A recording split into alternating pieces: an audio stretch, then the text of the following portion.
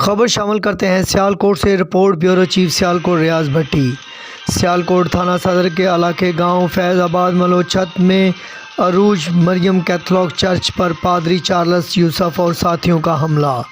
आज सुबह तकरीबन 10 बजे कैल्सिया के लोग इतवार की इबादत में मसरूफ़ थे। चंद शरपसंद अनासर पादरी चार्ल्स यूसुफ के हमरा अरूज मरियम कैथोलिक चर्च पर पत्थरों से हमलावर हो गए, जिससे चर्च के शीशे टूट गए और चर्च का तकद्दुस भी पमाल हुआ।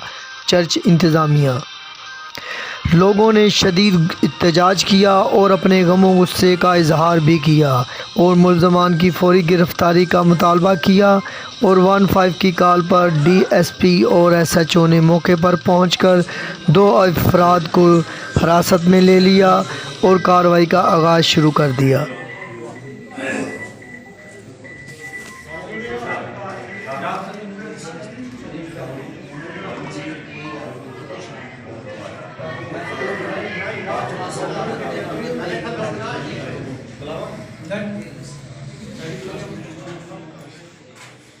थोड़ा जैसे